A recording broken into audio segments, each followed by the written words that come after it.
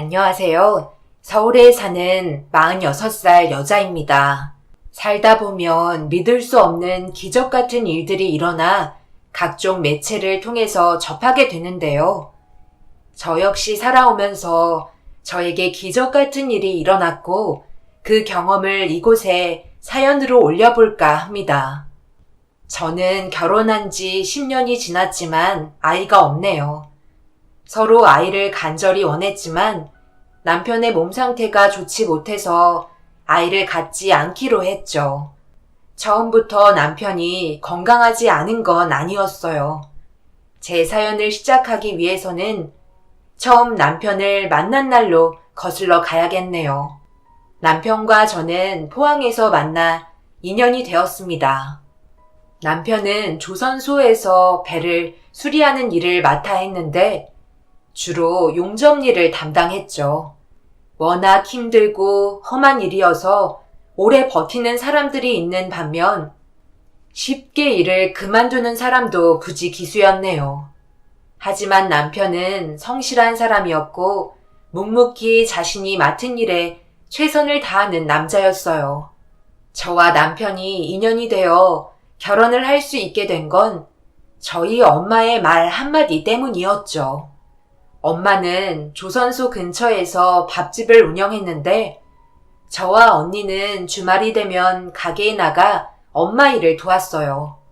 그날은 언니가 있기로 한 날인데 갑자기 약속이 잡혔다며 저에게 식당에 나가보라 해서 남편을 처음 만난 날이 되었네요. 저희 엄마는 입담이 좋아 종종 단골 손님으로 온 사람들에게 자신에게 딸이 2명이 있는데 결혼 안 한 청년이 있으면 우리 딸들 좀 데려가라며 손님들에게 장난 섞인 말들을 하는 걸 좋아했습니다. 남편은 엄마 가게의 단골이었는데 4명의 일행들 중에 유일하게 결혼을 하지 않은 사람이기도 했죠. 엄마는 우스갯소리로 첫째 딸이야, 둘째 딸이야 라는 말을 했고 남편은 외동이어서 첫째가 좋다며 첫째 딸을 달라며 맞장구 쳤습니다. 그렇게 엄마와 이야기를 주고받으며 친해진 남편이 한 번은 엄마에게 도대체 언제 딸을 소개해 줄 거냐고 물었더니 엄마는 첫째인 언니가 아닌 그날 가게에서 일을 돕고 있는 저를 남편에게 소개하면서 졸지에 맞선이 아닌 상견례 같은 자리가 되었네요. 엄마는 묵묵히 서빙을 하고 있는 저를 가리키며 남편에게 소개하자 그런 남편은 저를 관심 있게 쳐다보고 있었다고 하더군요. 한선이 총각, 그렇게 찾던 우리 딸 여기 있네. 내가 거짓말하는 사람인 줄 알았지? 나 정말 딸만 둘 있다니까. 선영아, 인사해라. 아주 착실하고 엄마가 예뻐라 하는 총각인데 우리 딸이 마음만 있으면 둘이 잘해봐. 엄마, 그만해. 사람들이 다들 진짜인 줄 알잖아. 그리고 내가 무슨 결혼이야? 일하는 것도 바쁜데. 식사하세요. 안녕하세요. 선영 씨라고요? 사장님께 말씀 많이 들었습니다. 사장님, 저 이제 가게 자주 와야겠어요. 그렇게 남편과 안면을 튼 후 남편은 제가 일하는 주말에 맞춰 가게에 자주 오면서 저를 한동안은 첫째 언니인 줄 알았다고 하더라고요. 가게에 자주 오다 보니 어느 순간 자연스럽게 가게 일을 돕게 되면서 저희는 연인 사이로 발전하게 되었습니다. 일찍 아빠가 세상을 떠나고 가장 역할을 해왔던 엄마는 저와 남편이 하루빨리 결혼을 해서 번듯한 가정을 꾸렸으면 하셨어요. 집안에 남자가 없다 보니 여자 셋이서 사는 동안 불편한 점들이 많았었죠. 식당을 하면서도 주변이 조선소 직원들이 주된 손님이라 남자들이 많아 행패 부리는 일이 많았어요. 남편을 알기 전까지는 엄마가 그런 손님들까지 맡았지만 남편이 어느새 가족처럼 저희 집안일을 봐주기도 했네요. 곤란한 일들이 생기면 엄마를 대신해서 막아주었고, 그런 모습에 더욱 남편에게 끌리고 말았습니다. 저희는 9개월 정도 만남을 가지고 결혼을 했는데 남들처럼 행복하게 살 날만 있을 줄 알았네요. 하지만 행복은 잠시 잠깐이었으며 저희 가족에게 불행은 순식간에 찾아왔습니다. 남편이 조선소에서 배 수리를 하며 용접을 하다 그만 사고로 높은 곳에서 바닥으로 추락하는 사고를 겪게 되면서 저희 집안은 풍비박산이 나고 말았네요. 추락하면서 허리와 머리 쪽을 다친 남편은 병원에 실려갔지만 전신불수가 되고 말았죠. 그 일이 일어난 건 결혼해서 불과 3개월도 되지 않는 시점이었어요. 세상이 무너지는 줄 알았습니다. 저희 가족은 짧았지만 남편에게 의지를 많이 했었는데 남편이 무너지자 엄마는 큰 충격에 꽤 오랜 시간 힘들어 하셨네요. 저는 회사를 상대로 산재 신청을 했지만 겪어보니 쉽게 되는 건 없더군요. 회사 측은 일부 작업 환경에 대한 근무 조건이 미흡했던 건 인정했지만 이번 사고가 전적으로 회사 책임이라고 볼 수 없다는 주장을 내놓았습니다. 저희 남편의 부주의로 발생한 사고라는 거였죠. 건강한 사람이 배를 수리하다 한순간에 전신불수가 되었는데 10년을 같이 한 회사의 입장문을 읽어내리는데 억장이 무너졌네요. 저희는 여기저기 수소문해서 저희의 억울한 상황을 도와줄 분들을 찾아 도움을 받아 재신청을 하며 회사와 싸움을 시작했습니다. 엄마는 가게 일도 접고 남편의 회사 앞에 가서 1인 시위도 했었죠. 세상에 10년을 몸바쳐 일한 내 사이가 여기서 일하다 전신불수가 됐는데 회사에서 누구 하나 우리 사이 보러 면회 온 적 있나 봐봐. 그러고도 사람 행색하면 잘도 돌아다닌다. 우리 사이가 덤벙대서 부주의로 떨어졌다고? 왜 아무 죄 없는 사람한테 누명을 씌워? 결혼한 지 얼마나 됐다고? 그 아까운 사람을 침대에만 누워있게 만드냔 말이야. 10년 동안 아무 사고 없이 잘 다녔는데 그런 사람이 덤벙댈 게 뭐가 있다고? 말 같지도 않은 소리하고 있어? 저희 가족은 남편을 외면한 회사에 필사적으로 매달렸습니다. 남편의 병원비로 이미 엄마의 가게도 팔았던 터라 돈이 나올 길이 더 이상 없었죠. 언니는 서울에 올라가 일을 시작했고 저 역시 생계를 위해 일을 다니기 시작했습니다. 어쩜 그렇게 해서라도 이 상황을 벗어나고 싶었던 것 같아요. 남편과 회사는 온전히 엄마의 몫이 돼버려 있더군요. 엄마는 병원에 누워있는 남편을 간호하며 회사와도 홀로 싸우셨죠. 그 모습이 안타까웠던 지역 활동가는 남편의 병원비 모금 활동과 회사와의 산재 싸움을 도와주면서 끝이 보이는 것 같았습니다. 결국 3년 만에 회사는 저희 측 보상 금액을 전부 지급하겠다 했고 법원에서도 저희 편에 손을 들어 주었네요. 저와 엄마는 그동안 도움 주신 분들에게 감사의 인사를 전했지만 인사만으로도 부족한 부분들이 많았죠. 지금 이 자리를 빌어 그때 저희 가족을 도와주셨던 많은 분들 너무 감사드립니다. 그리고 더 이상 이곳에 있을 수 없겠다는 결정을 내린 후 저희 가족에게는 선택을 해야만 하는 순간이 오고 말았습니다. 남편의 치료를 위해 서울에 있는 큰 병원으로 가야 할지 이곳에 남아야 할지 말이죠. 그 일로 엄마와 저는 의견 차이로 크게 다투고 말았는데 엄마는 처음으로 제 뺨을 세차게 내리치고 말았습니다. 가긴 어딜 가?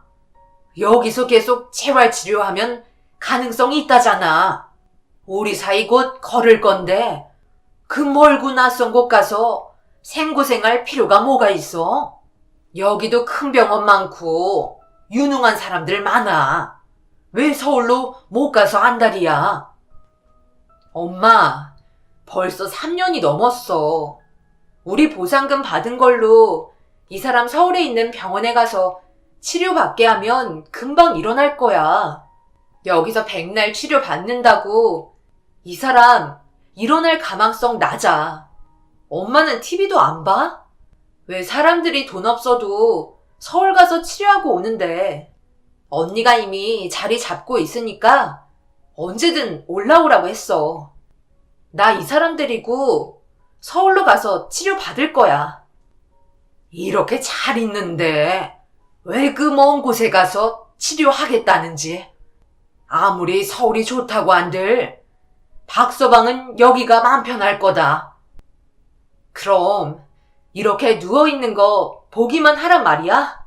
엄마는 나보다 박서방이 먼저야? 송장 같은 남편하고 사는 내 입장은 생각해 봤냐고. 누워만 있는 박서방밖에 없지? 애초에 이 모든 게 엄마 때문이잖아. 왜 나한테 이 사람을 만나보라고 해서 이런 일을 겪게 만들어? 병수발만 평생 들게 생겼잖아. 서울 가서 치료 제대로 받고 나을 수 있는 데까지 해봐야 할 거 아니야.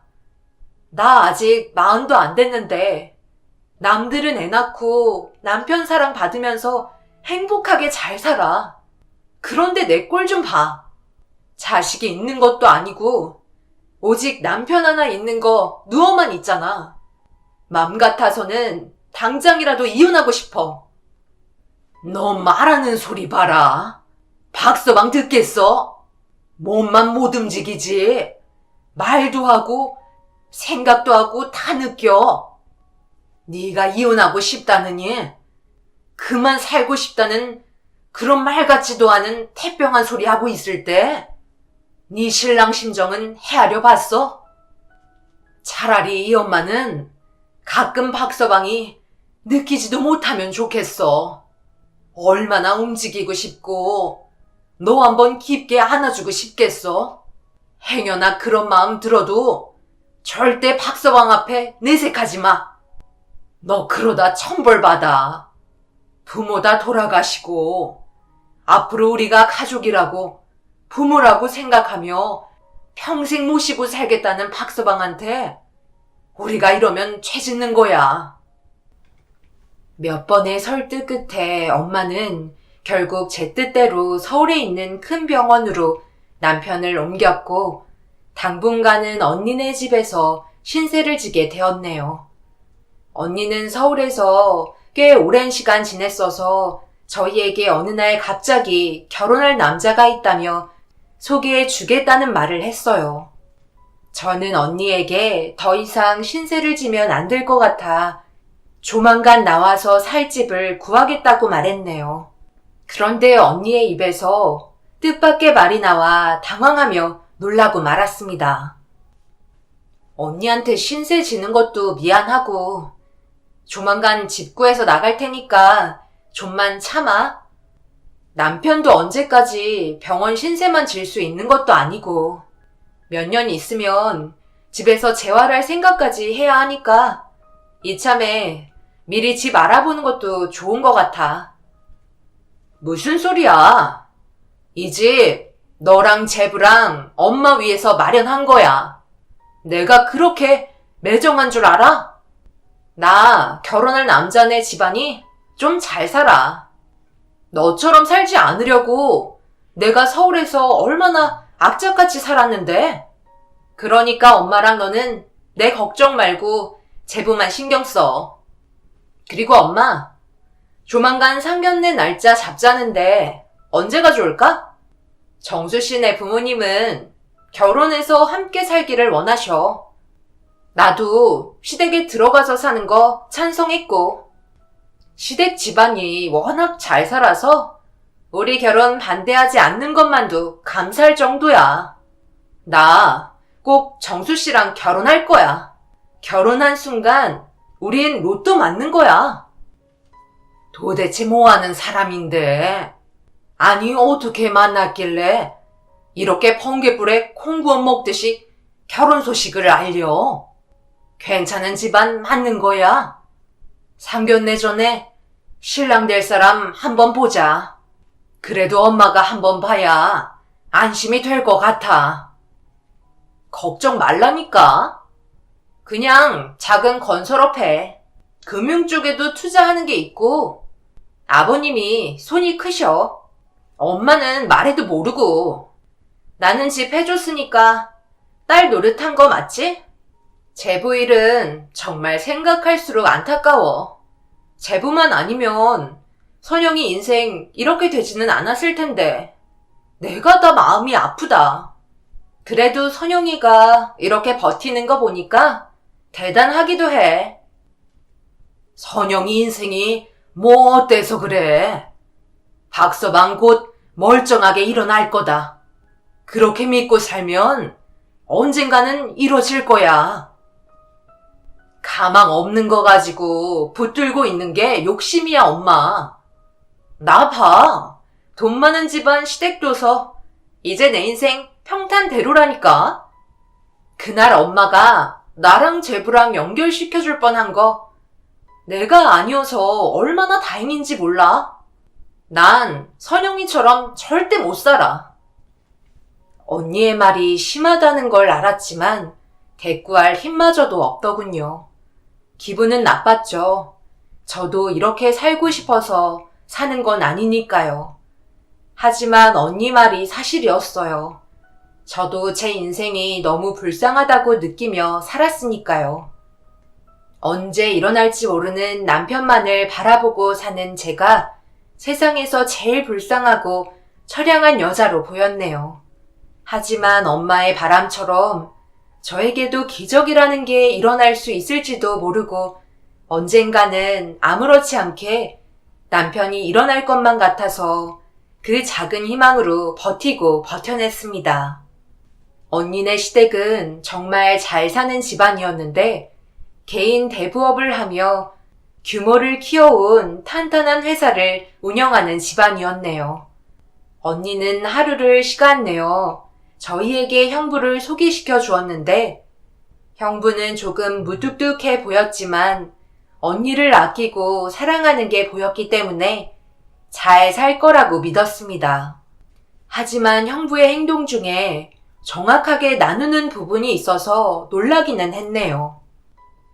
내가 우리 선이짝이 누구일지 궁금했는데 이렇게 훤칠한 사람일 줄이야. 둘이 앉혀놓으니 천생연분이네. 엄마가 하도 정수씨 소개해달라고 해서 바쁜 사람 겨우 시간 낸 거예요. 정수씨가 사업을 한두 개 하는 게 아니라서 나도 가끔은 얼굴 보기 힘들 정도라니까. 그래도 엄마, 내가 남자 하나는 잘 봤지? 먼저 찾아뵀어야 했는데 죄송합니다, 어머니. 저희 사업이 요즘 들어 부쩍 잘 되고 있어서 제가 정신없이 바빴네요. 결혼 준비도 하려니 더 정신이 없는 것 같아요. 그나저나 둘째 사위분이 많이 아프시다고 들었는데 간호하시느라 어머님이 많이 지쳐 보이세요. 시간 되시면 이 사람하고 같이 마사지도 받으러 다니시고 조금 여유 있게 지내세요.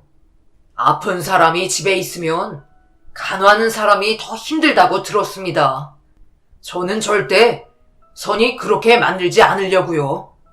예비 처제도 그동안 많이 힘들었다고 들었는데 건강은 본인이 스스로 챙겨야 하는 거니까 예비 처제도 일만 하지 말고 본인 건강 잘 챙겨요. 그리고 이거 내가 먹은 밥값이야. 나머지는 당신이 알아서 내고 영수증 꼭 챙기는 거 잊지 말고, 알겠지? 제가 일이 있어서 오늘은 여기까지만 있어야 할 것 같습니다. 같이 시간을 오래 보내고 싶었는데 정말 죄송하게 됐네요.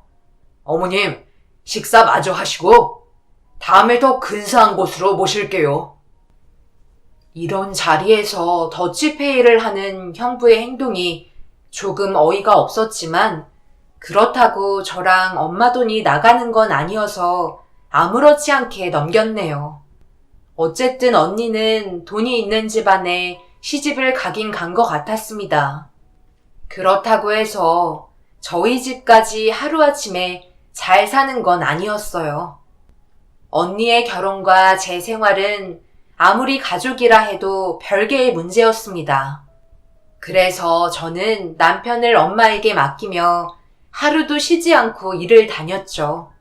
서울에 올라와서 안 해본 일들이 없었는데 나름 저축을 할 수 있을 정도로 알뜰살뜰 모아가며 살았네요.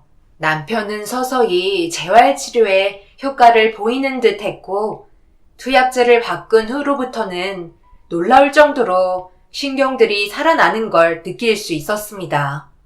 모든 게 조금씩 나아질 무렵 더 이상 병원비를 감당할 수가 없는 지경에까지 이르자 결국 저는 언니의 도움을 받기로 했네요.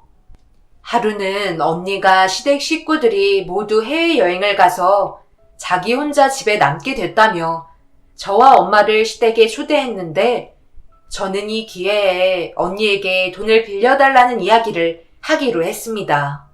그런데 언니 입에서 의외의 대답이 나오면서 충격을 받았네요. 어때?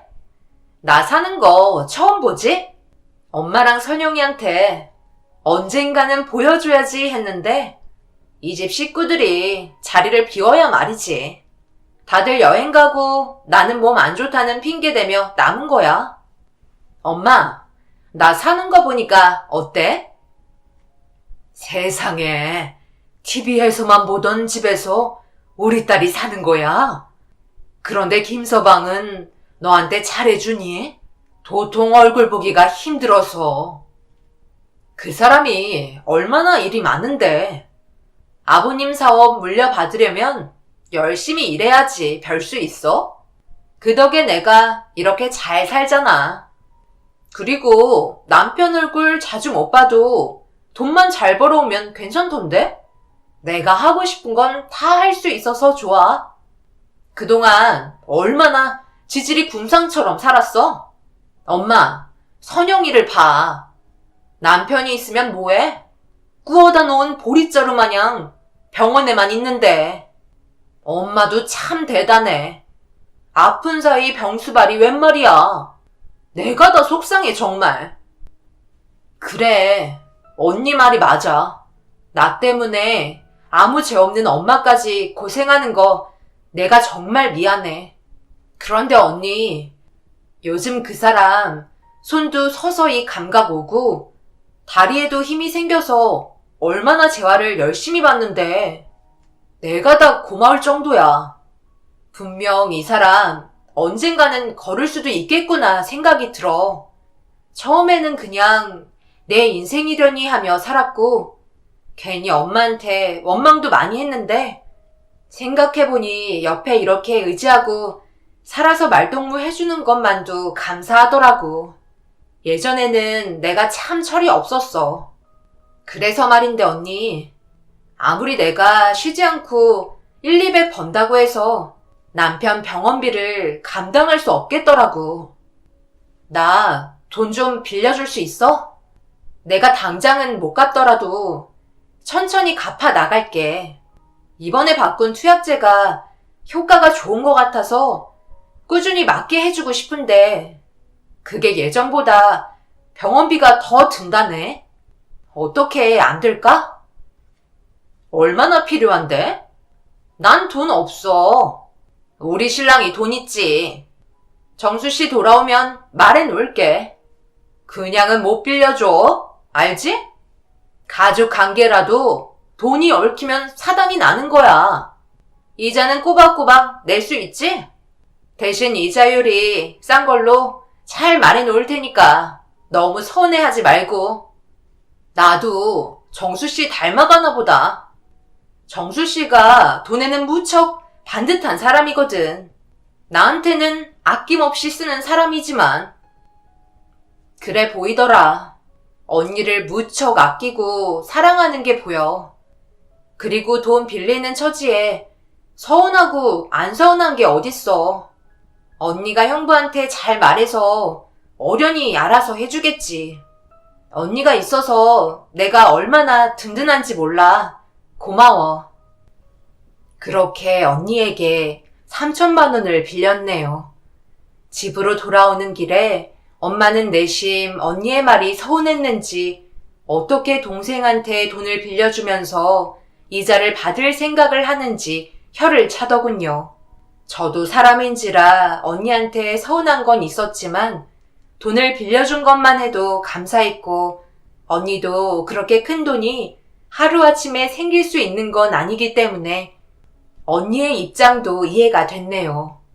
언니가 빌려준 돈으로 못 갚았던 빚과 병원비를 보태니 순식간에 돈은 사라졌고 여전히 일을 하면서 하루하루를 지냈습니다.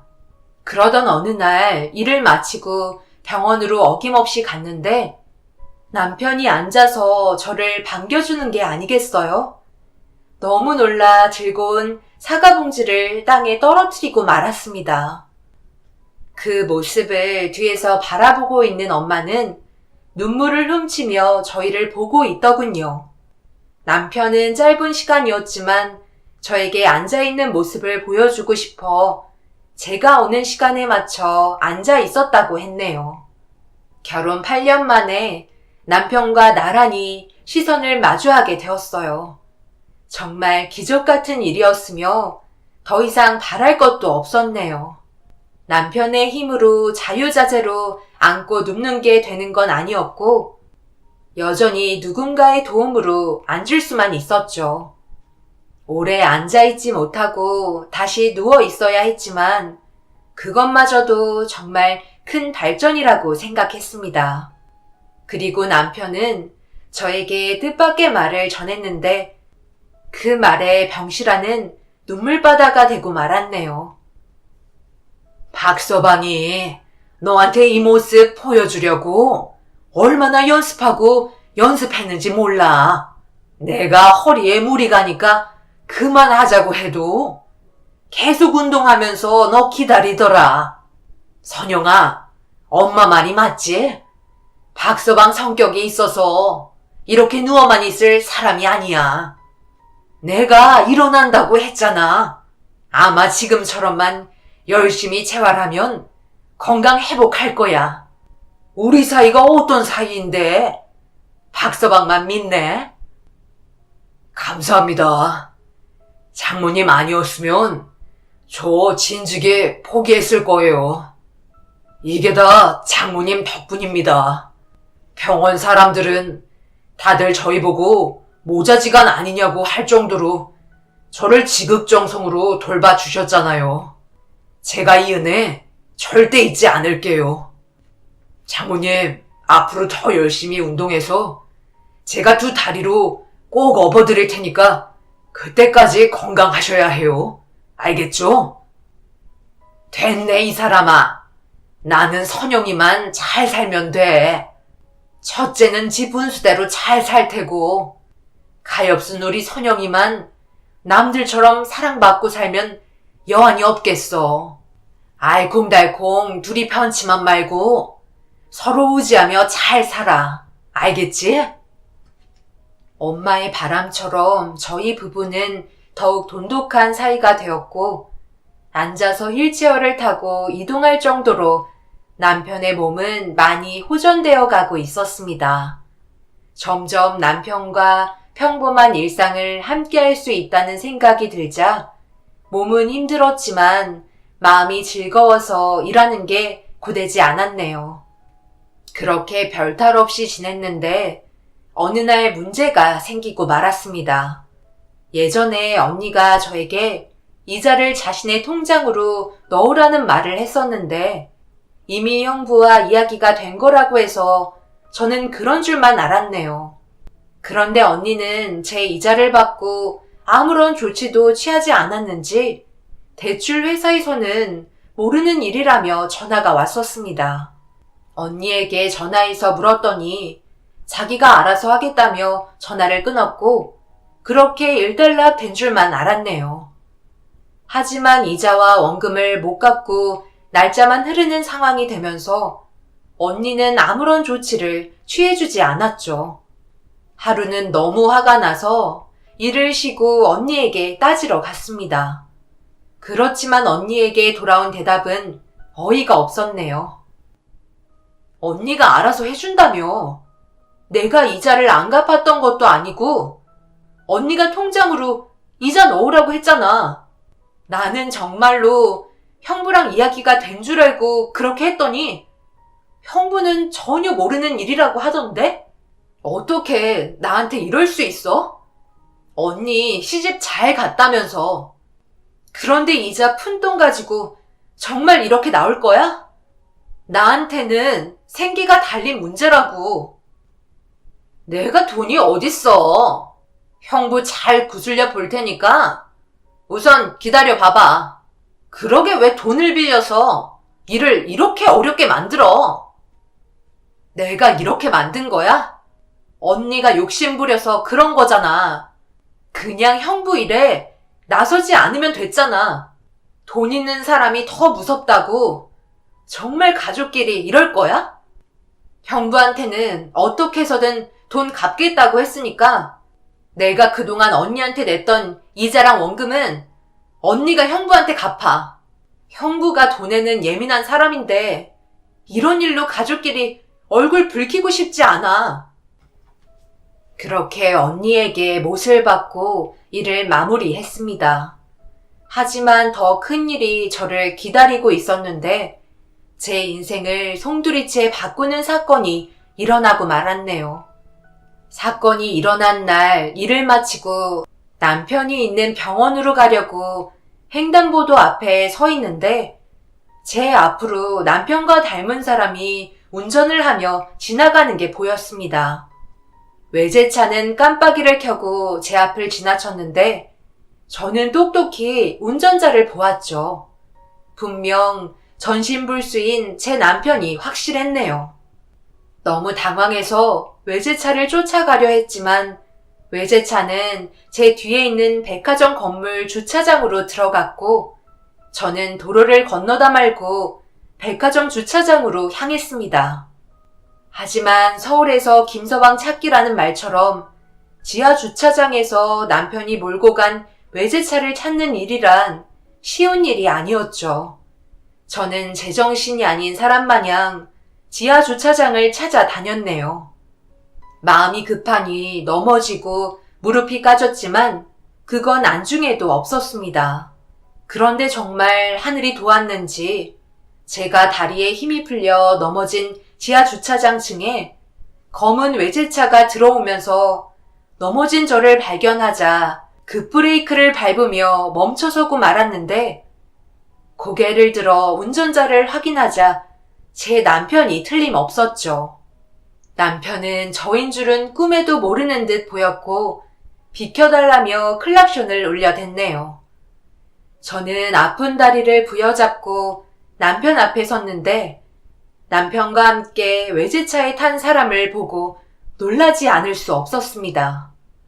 남편이 운전을 하는 외제차 뒷좌석에는 언니가 있었고 저는 그 순간 별의별 생각이 다 들더군요. 언니가 제 남편을 유혹한 건지 아니면 제 남편이 언니를 유혹한 건지 정말 참을 수 없었습니다.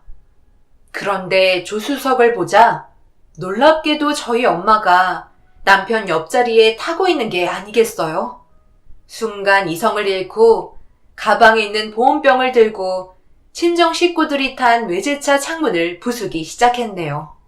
일을 하면서 들고 다녔던 보온병이 이런 식으로 도움을 줄 거라고는 몰랐습니다. 온 힘을 다해 남편이 앉아있는 운전석 차 창문을 부수고 남편의 멱살을 잡았습니다. 놀랍게도 남편은 두 다리로 멀쩡하게 운전을 하고 있더군요. 조수석에는 친정엄마가 저를 말리며 그만하라 했는데 뒷좌석에서 사모님처럼 앉아있는 언니는 차 창문이 부서졌다며 변상하라고 저에게 고래고래 소리를 질렀네요. 남편은 저를 진정시키며 차에서 내리겠다고 했고 친정엄마와 언니도 덩달아 외제차에서 내렸습니다. 이 상황을 설명해보라며 다그치자 입을 연 사람은 엄마였네요. 그런데 엄마의 말을 다 듣자 저는 바닥에 주저앉아 남편의 다리를 붙잡으며 미안하다고 울기 시작했습니다. 선영아, 이게 어떻게 된 거냐면 말이야. 네가 일하는 동안 박서방이 재활치료를 열심히 받아서 조금씩 걷기 시작할 때 그러더라. 너한테 깜짝 놀라게 해주고 싶다고. 걷는 걸 비밀로 해달라고 말이야. 완벽하게 걷게 되면 그때 선영이 너한테 말하자고 했지. 그동안 힘들었을 널 생각하면 당장이라도 말해서 알리고 싶었는데 이벤트를 해주자는 박서방 말에 알겠다며 말았어. 그런데 선이가 병원에 찾아온 날이 있었는데 그날 박서방이 걷게 된 걸 알게 된 거야. 무슨 일로 병원까지 왔냐고 물어보니까 선이가 이혼을 당하게 생겼다면서 울면서 병원에 찾아온 거더구나. 무슨 일 때문에 이혼 이야기까지 나왔냐고 물으니까 그동안 김서방 몰래 남들한테 김서방 돈을 빌려주고 이자는 선이가 다 받고 있었다는구나. 선영이 네가 당한 것처럼 말이야. 내가 얼마나 어이가 없었던지. 그 정확한 김서방이 이혼을 괜히 하자고 했겠어? 다 내 딸이 잘못한 게 있으니 그런 거겠지. 일이 점점 커지면서 김서방이 선영이 너뿐만 아니라 여러 곳에서 이런 짓을 한 걸 알고 선이한테 당장 이혼하자고 했다니 잘 됐지 뭐. 내가 잘 됐다고 이참에 이혼하라고 놔두려고 했다. 그런데 선이가 절대 이혼할 수 없다면서 도와달라고 해서 당장 우리가 무슨 돈이 있어서 김서방 돈을 대줘. 그래서 나는 선이네 시댁에서 출퇴근하면서 파출부 일 해주고 박서방은 사돈어른 기사 노릇하면서 지냈어. 이렇게 한 지는 얼마 되지 않았고 어차피 박서방도 운동해야 하고 이참에 운전하면서 바깥 공기도 쐰다는 생각으로 하기로 한 거야. 사돈댁이 여기에서 쇼핑 중이라 나는 집에서 음식 만들고 오고 여기서 내리려던 참이었던 거고 서로 잘 된 거지. 이렇게 해서 김서방한테 빚진 것도 갚게 되는 거고 우리한테는 어쩌면 잘 된 거야. 그렇게 생각하자, 선영아. 여보, 우리 빚이 1억이 넘는다면서. 처형이 내가 기사로 일하면 1억 다 갚게 해준대. 그러니까 너무 화만 내지 말고 이왕 이렇게 된 거 이제 병원에 더 있을 필요 없어서 다행이다. 아까운 병원비만 나가서 어떻게 해야 할지 고민했었는데 당장 태어나면 되겠어. 당신한테 이런 식으로 걷게 된 거 알리고 싶지 않았는데 처형 사정이 급한 것 같아서 그랬어. 당신한테 도움이 될 수만 있으면 뭐든지 하겠다고 했지. 나 때문에 진 빚이니까 내가 갚을게. 지금 둘 다 뭐 하는 짓이야? 보고도 몰라요? 언니한테 놀아나는 거잖아. 엄마는 언니한테 당하고도 아직도 속아? 언니 거짓말이 한두 번이냐고. 저거 병이야. 언니 거짓말 서슴없이 하는 거 보면 문제 있다고. 엄마 가정부 일하고 당신이 기사 노릇한다고 형부가 빚 차감해 준대? 그럴 사람이었으면 진즉에 빌린 돈에 대해 갚지 말라고 했겠지. 우리를 가족으로 생각하는 사람이 아니야. 그렇게 당하고도 몰라? 내가 왜 일하는데 꼬박꼬박 형부네 회사에 이자랑 원금 갚고 있는데 왜 여기서 식모 마냥 시중 들고 있는 건데? 언니는 그러고도 우리를 가족이라고 할 수 있어? 언니도 형부랑 똑같아. 아니, 형부보다 더한 사람이 언니야. 이 사람 다리 좀 봐. 이제야 제 힘으로 걷게 됐는데 언니 기사 노릇이나 하라고? 내가 그렇게 둘 줄 알아? 형부한테 다 말할 거야. 언니가 제일 무서워하는 이혼, 그걸 당해봐야 이런 장난을 안 하지? 너 형부한테 이상한 말 하기만 해봐. 이렇게 하면 내가 시부모님한테 말 잘해서 1억 안 갚게 해줄 수 있거든? 네 형부는 이제 내 말이 먹히지 않더라고. 그런데 우리 시부모님들이 나를 얼마나 사랑하신 줄 아니? 내가 몇 마디 하면 우리 새아가 이러시는 분이셔. 나만 믿으라니까? 그리고 우리 어머님이 엄마 음식 잘한다고 다른 아줌마 음식은 못 먹겠대. 어머니한테서 돈 빼낼 수 있는데 그걸 못 기다리고 빚을 지겠다고? 나도 우리 가족 위해서 이러는 거야. 알고 말해. 너만 가족 위하는 척 하지 마. 그동안 엄마가 9년 동안 제부 간호하게 만들어 놓고서 다른 사람은 나한테 할 말 해도 너는 그러면 안 되지.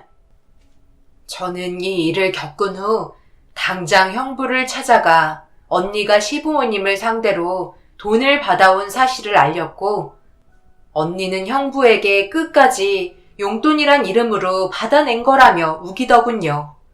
형부는 그동안 언니가 해온 행동들을 보면서 더 이상 언니와 살 수 없다는 결론을 내리게 됐네요. 언니는 형부에게 위자료 한 푼 받지 못하고 이혼을 당하고 말았습니다.